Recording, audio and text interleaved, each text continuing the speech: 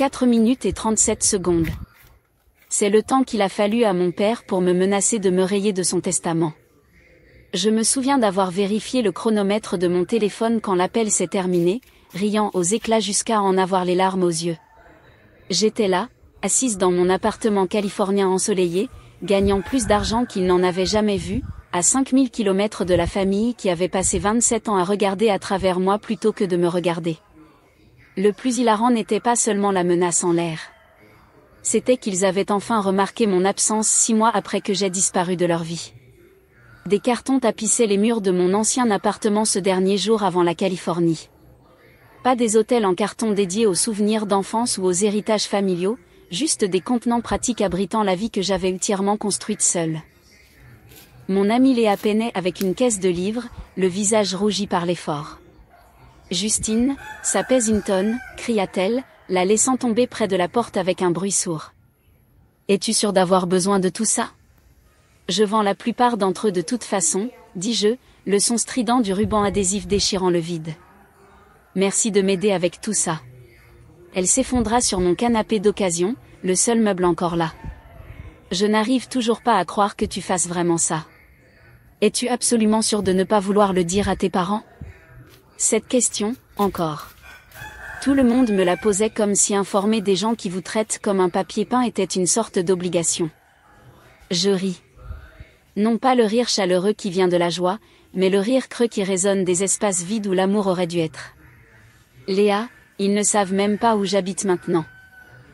Pourquoi leur dirais-je que je déménage à l'autre bout du pays ? Thomas entra de la cuisine, s'essuyant les mains sur un torchon.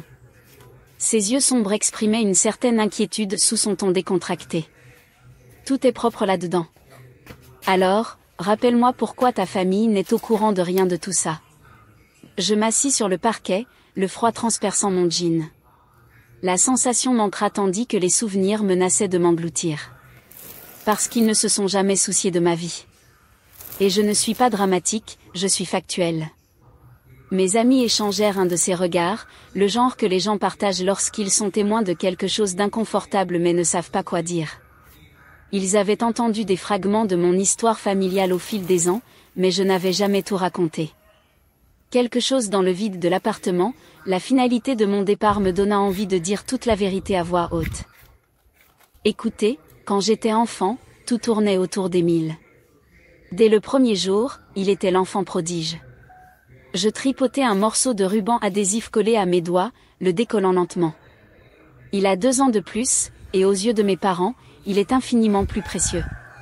C'est n'importe quoi, dit Thomas, s'adossant au mur.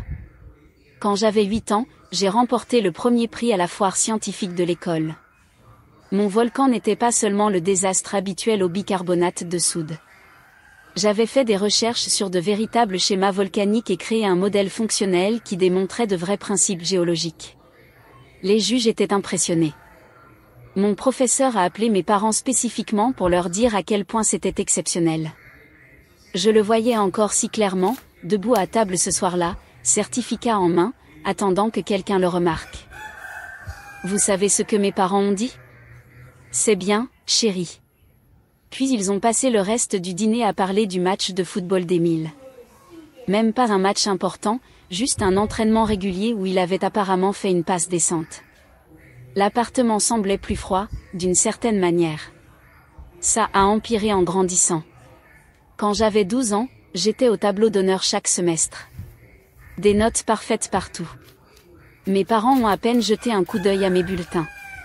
Mais quand Émile a intégré l'équipe universitaire de football, ils lui ont organisé une fête, invité tout le quartier.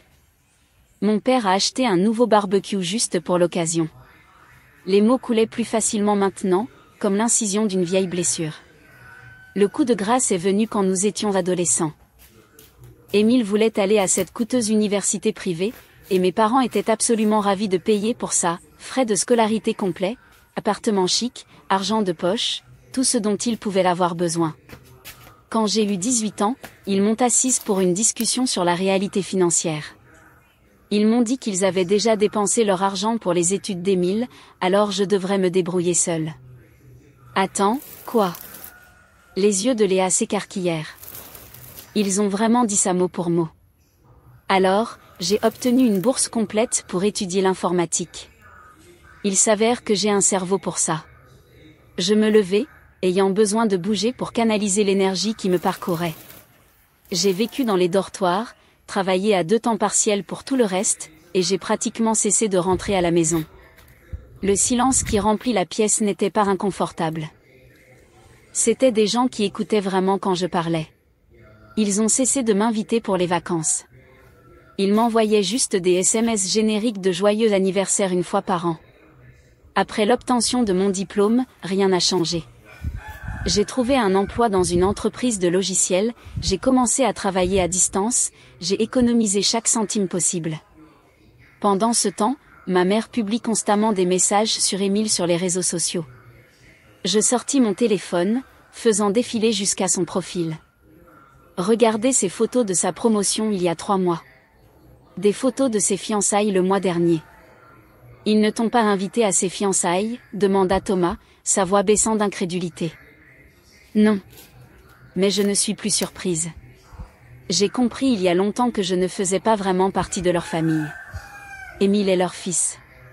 Je suis juste quelqu'un qui se trouve partager leur ADN. Léa se leva et me serra dans une étreinte qui sentait son parfum à la vanille et qui ressemblait à un vrai chez moi. Je suis désolée, Justine. C'est vraiment nul. C'est bon. J'ai tourné la page maintenant et je le pense. C'est pourquoi je suis excitée par ce déménagement. J'ai reçu une offre d'emploi incroyable d'une entreprise technologique dans la Silicon Valley. Le salaire est presque le double de ce que je gagne maintenant et le travail est de pointe. C'est un nouveau départ. C'est génial, dit Thomas. Tu le mérites. Merci. Et le meilleur dans tout ça, c'est que je n'ai eu à demander l'aide de personne.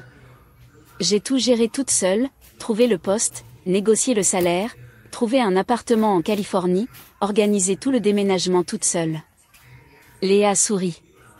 Regarde-toi, si indépendante et réussie. Je suis fière de moi, avouai-je, les mots me semblant étranges, mais agréables en bouche. J'ai économisé pendant des années, et avec ce nouveau salaire, je devrais pouvoir acheter ma propre maison d'ici 1 an ou 2, quelque part de calme avec une bonne connexion Internet. C'est tout ce dont j'ai besoin. Nous avons fini de faire les cartons dans un silence confortable, puis avons commandé une pizza et nous sommes assis par terre, la mangeant directement dans la boîte. L'appartement vide était comme une mue. Étrange, mais libérateur. Alors, quel est ton programme pour demain, demanda Léa, s'essuyant la sauce du menton. Le vol part à 14 heures. Ces dernières boîtes partent en bagages, et tout le reste est déjà expédié. L'appartement est correct. Rien de fantaisiste, mais il a une vue sur les montagnes. Je commence le travail lundi. As-tu parlé de ton déménagement à ta grand-mère, demanda Thomas. Mon expression s'adoucit instantanément. Oui, je l'ai appelée la semaine dernière. C'est la seule membre de la famille qui se soit jamais vraiment souciée de ce que je fais.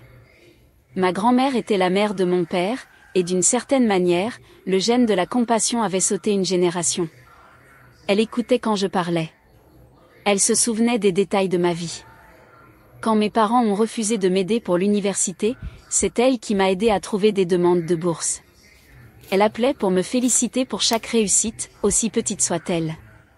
C'est adorable, dit Léa. Je suis contente que tu l'aies. Moi aussi. Elle a 75 ans maintenant, mais plus vive que la plupart des gens de la moitié de son âge. Elle voit exactement ce qui se passe avec mes parents, mais elle est trop gracieuse pour le dire directement. Nous sommes restés là jusqu'à minuit à parler de la Californie, de mon nouveau travail, de l'avenir que je construisais. C'était ma vraie famille, les gens qui me remarquaient quand j'entrais dans une pièce, qui célébraient mes victoires, qui savaient vraiment où j'habitais. Après leur départ, je me suis assise en tailleur au centre de mon appartement vide. Demain, je monterai dans un avion et traverserai le pays. Fini la sensation d'être une intruse au rassemblement où je n'étais pas invitée. De toute façon, fini de regarder mes parents graviter autour d'Émile comme s'il était le fils. Juste moi, ma carrière et l'avenir que je créais pour moi-même. 6 mois plus tard, j'ai découvert que parfois, la meilleure vengeance est vraiment une vie bien vécue. J'étais assise dans mon appartement californien un mardi matin ordinaire. La vue sur la montagne ne me lassait jamais. Des pics dentelés sur un ciel bleu, le genre de scène que les gens paient pour voir en vacances. Je pouvais les voir depuis mon bureau pendant que je travaillais, depuis ma cuisine pendant que je faisais mon café, depuis mon balcon où je m'asseyais souvent le soir pour regarder le coucher de soleil les peindre en or et violet. Le travail était tout ce qu'ils avaient promis et plus encore. Mon patron valorisait vraiment mes contributions. Mes collègues étaient brillants et vraiment amicaux. Le salaire me permettait d'économiser de l'argent à un rythme qui me faisait encore parfois vérifier mon compte bancaire 2 fois, convaincu qu'il devait y avoir une erreur. Pendant les pauses déjeuner, je parcourais les annonces immobilières, de vraies maisons avec des jardins et des cuisines rénovées. Le genre d'endroit où l'on pourrait s'imaginer vieillir. Pour la première fois, j'avais l'impression d'appartenir à un endroit. Puis mon téléphone sonna. Numéro inconnu. J'ai failli refuser, mais un étrange instinct m'a poussé à répondre. Justine.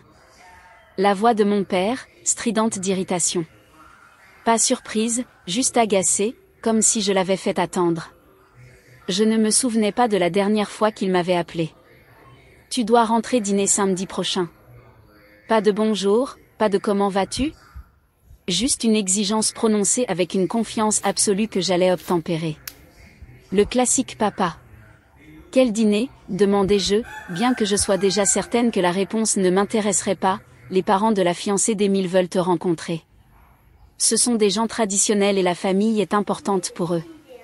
Ils ont découvert qu'Émile avait une sœur et ils veulent te connaître. C'est important pour l'avenir d'Émile. J'en étais sûre. Mais la demande, non, l'ordre me parut si absurde que je ne pus retenir ma réponse. Je ne viens pas, une pause. Comment ça, tu ne viens pas? La colère montait dans sa voix, cette familiarité qui m'avait fait me recroqueviller enfant. Mais je n'étais plus une enfant. Je veux dire exactement ce que j'ai dit. Je ne viens pas à votre dîner. Pourquoi pas? Et puis quelque chose se déchaîna en moi. Non pas de la colère, mais une sorte d'amusement sauvage et libéré. Je me mis à rire. Non pas poliment, non pas nerveusement, mais un rire profond et incontrôlable qui me pliait en deux. Qu'est-ce qui est si drôle? Demanda papa. Toute cette situation est hilarante. Tu veux savoir pourquoi je ne viens pas? Je vais te donner 3 raisons. Premièrement, nous n'avons pas une famille parfaite.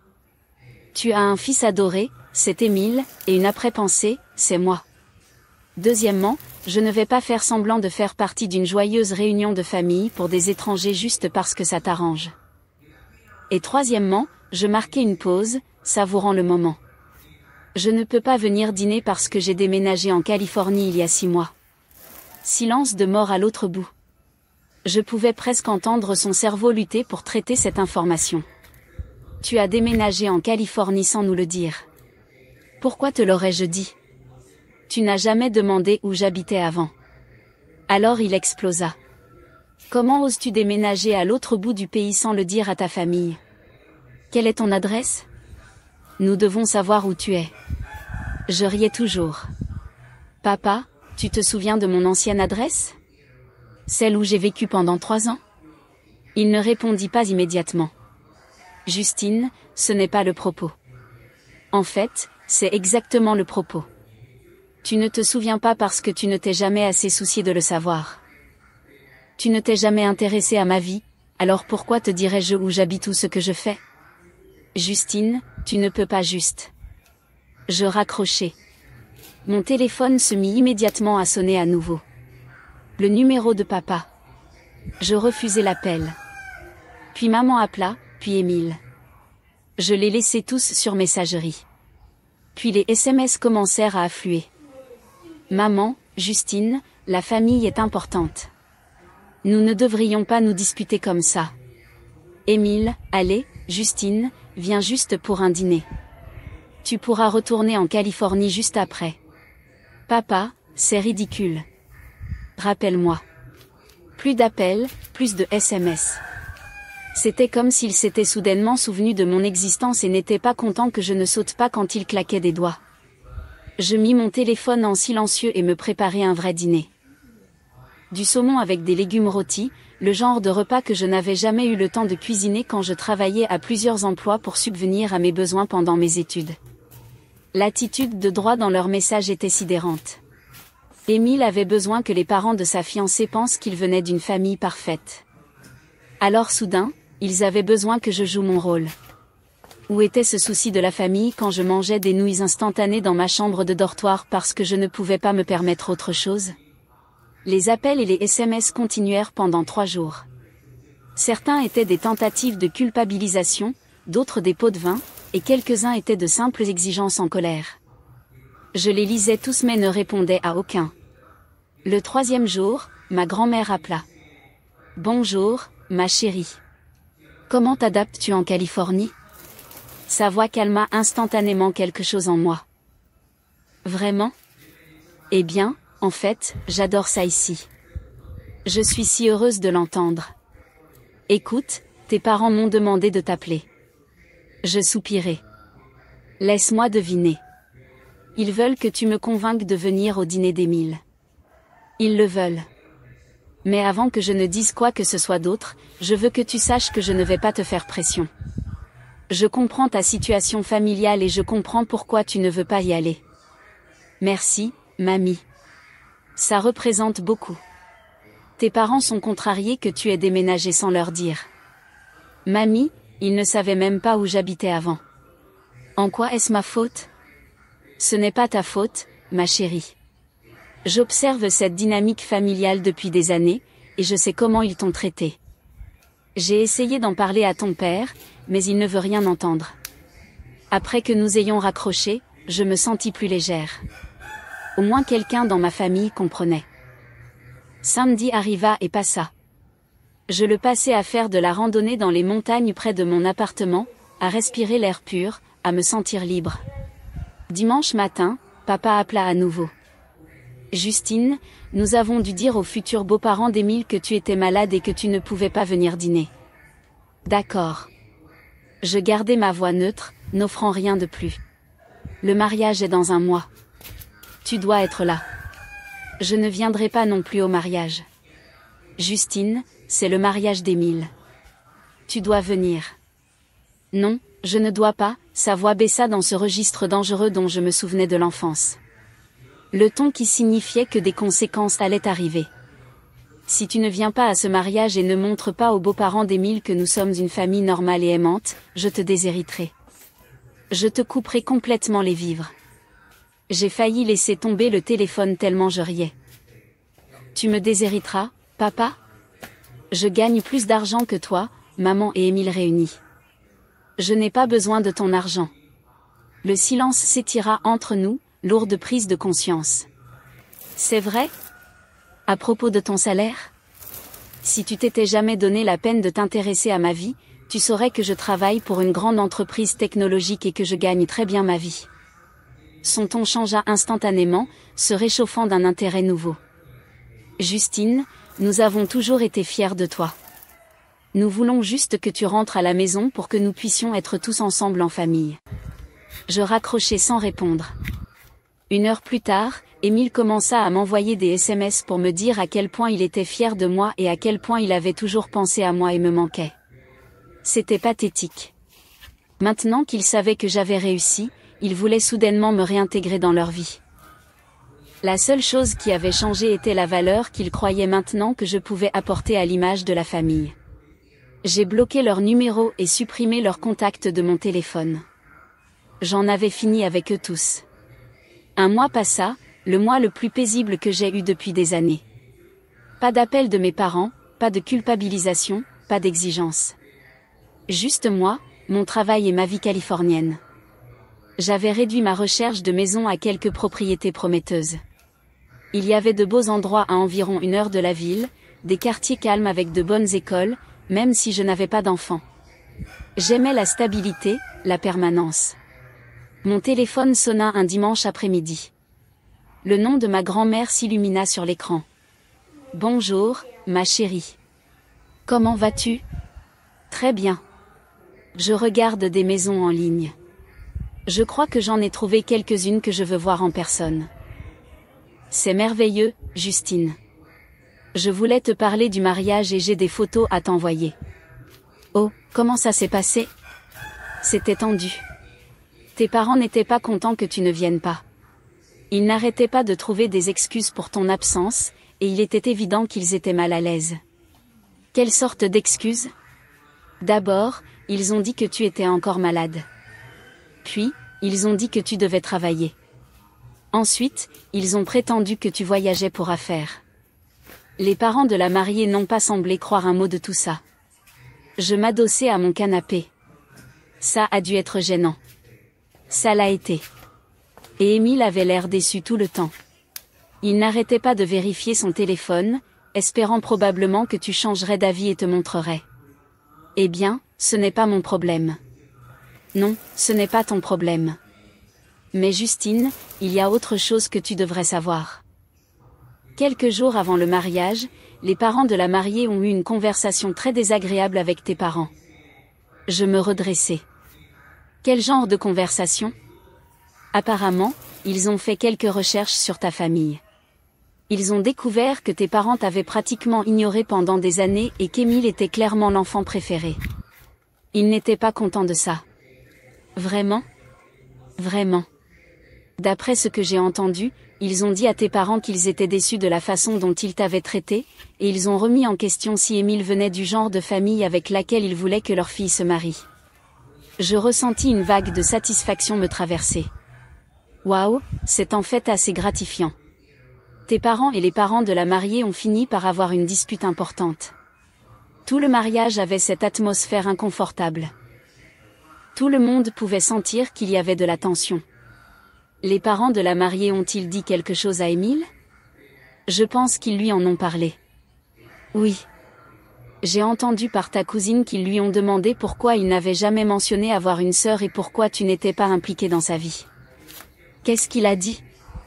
Je ne sais pas exactement, mais apparemment, ça ne s'est pas bien passé. La mariée avait l'air contrariée pendant toute la cérémonie. Quand ma grand-mère m'a envoyé les photos plus tard ce jour-là, je les ai étudiées sur mon ordinateur portable.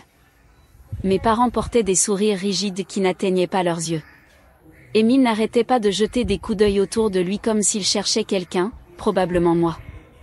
Les parents de la mariée semblaient sévères et profondément mécontents. Je n'aurais pas pu imaginer un meilleur résultat si j'avais essayé. Le lendemain matin, ma grand-mère appela à nouveau. Justine, je voulais te donner des nouvelles de la situation familiale. Qu'est-ce qui se passe maintenant? Eh bien, il semble que les parents de la mariée posent toujours des questions sur ton absence au mariage, et ils ne sont pas satisfaits des réponses qu'ils obtiennent. Bien. Tes parents commencent à paniquer. Ils ont réalisé que la façon dont ils t'ont traité pourrait en fait affecter le mariage d'Émile et sa relation avec ses nouveaux beaux-parents. C'est leur problème, pas le mien. Je sais, ma chérie, mais je pense que tu devrais savoir qu'ils commencent à comprendre que leurs actions ont des conséquences. Elle avait raison. Et pendant ce temps, j'avais tout ce dont j'avais besoin. Ma carrière était florissante. Mon appartement me semblait être chez moi. Mon compte d'épargne grandissait chaque mois. Je cherchais des maisons, me faisais des amis au travail, faisais de la randonnée le week-end. Ma vie était bonne sans eux. Comment vas-tu avec tout ça, lui demandai-je. Je vais bien, ma chère. J'observe cette dynamique familiale depuis des années, et j'ai toujours su que ça finirait par leur retomber dessus.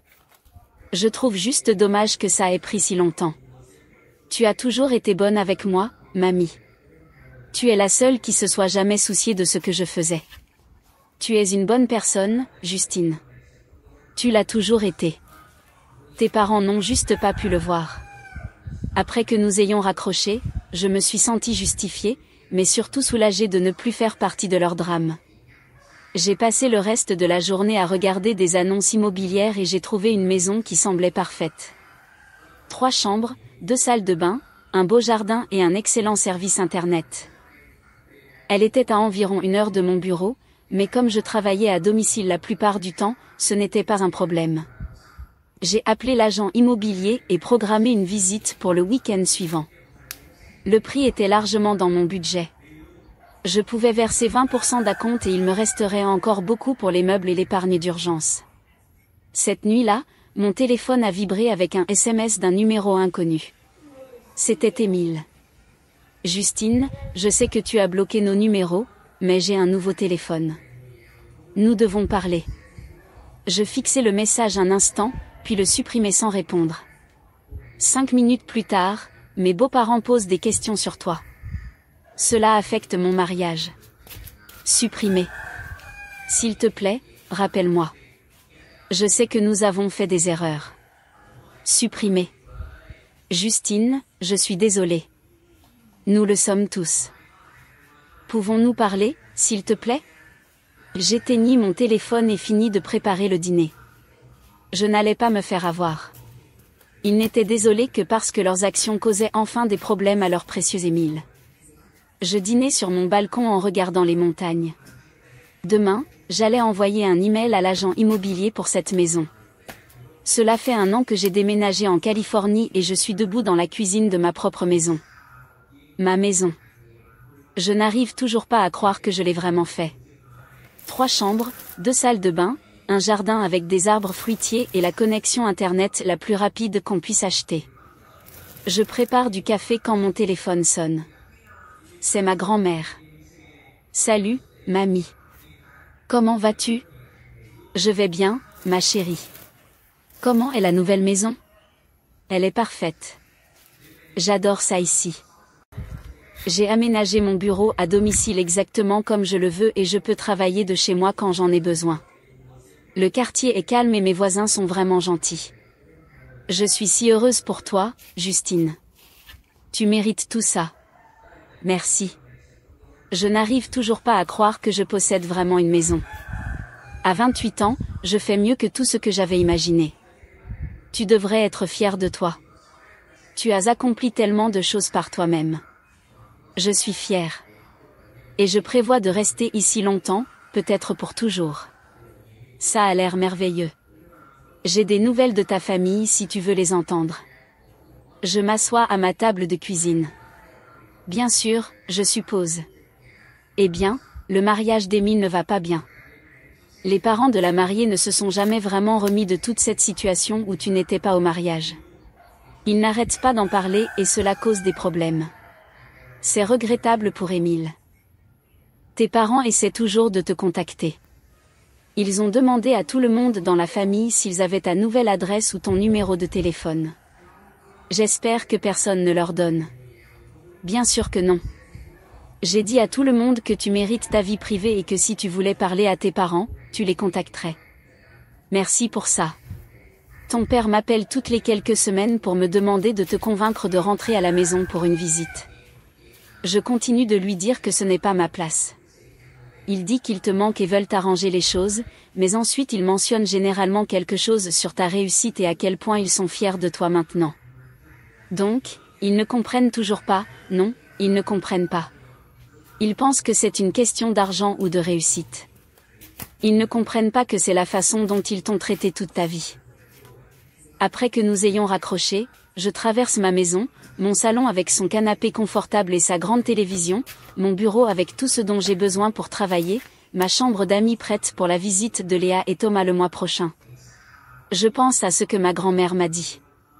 Il y a 1 an, j'aurais peut-être ressenti quelque chose à propos des problèmes conjugaux d'Émile ou des regrets de mes parents. Mais maintenant, je ne ressens rien. Ni colère, ni tristesse, ni culpabilité, juste rien. J'ai fait le bon choix en déménageant ici et en coupant le contact avec eux. Ma vie est incommensurablement meilleure sans leurs drames, leurs exigences et leur intérêt soudain pour ma réussite.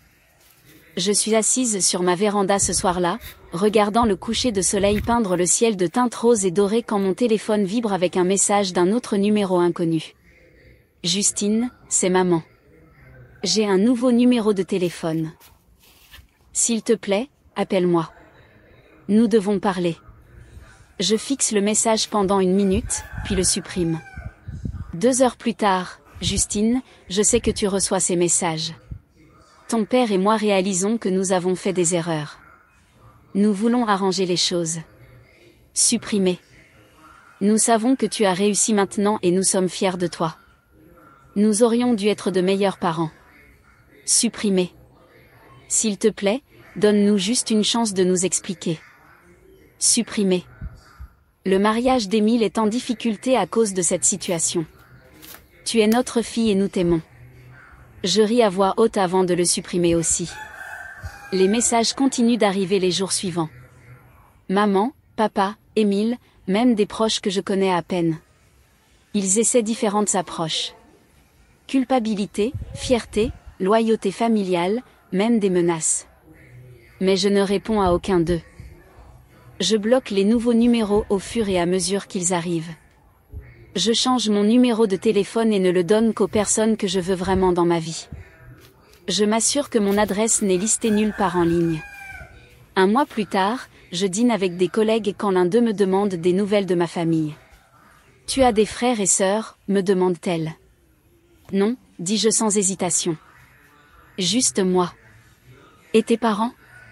Ils ne font plus vraiment partie de ma vie. »« Oh, je suis désolée. Ça doit être difficile. » Je prends une gorgée de mon vin et souris. En fait, ce n'est pas difficile du tout. C'est la meilleure décision que j'ai jamais prise. Et je le pense. Ils ne me manquent pas. Je ne me demande pas ce qu'ils font. Je ne me sens pas coupable de ne pas leur parler. Je vis juste ma vie. 6 mois plus tard, je reçois une promotion au travail. Mon salaire augmente de 30% supplémentaire et je dirige maintenant une équipe de développeurs. Mon patron me dit que je suis l'une des programmeuses les plus talentueuses avec lesquelles elle ait jamais travaillé. Je célèbre en m'achetant une nouvelle voiture et en partant en vacances au Japon. J'envoie des photos de Tokyo à ma grand-mère et elle est ravie pour moi. « Tu vis ta meilleure vie, ma chérie ?» dit-elle quand je l'appelle depuis mon hôtel. C'est vraiment le cas, mamie. Je suis plus heureuse que jamais. C'est tout ce que j'ai toujours voulu pour toi.